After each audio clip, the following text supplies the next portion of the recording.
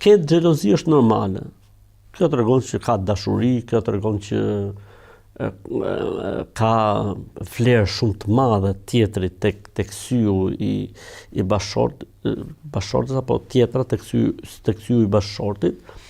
Domethënë është gjë shumë e mirë, domethënë deri diku që mashkullit ndizet për bashkëshortin e tij, po edhe femrat ndizet për bashkëshortin e saj. Deri këtu jemi okay.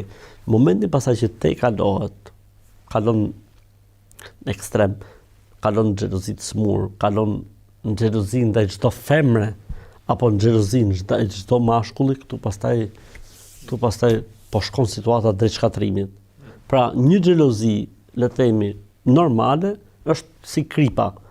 Një xhelozi, domethënë ekstreme, e smur, është si të shtohet kripa në gjell. Aq e bukur, aq mirë bën kripa gjellën, saqë s'ka ku të shkojë, dhe aq e tmerrshme bëhet gjella, po të shtohet kripa, saqë s'hahet më.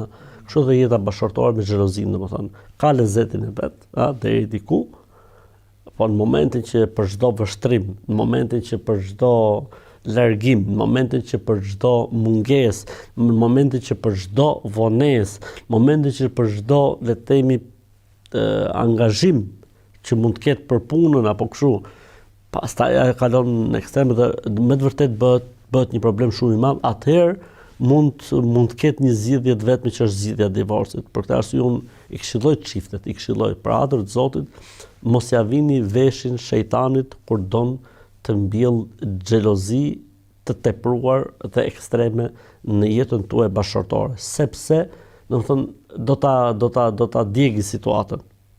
Prandaj me qenë të kujdesshëm.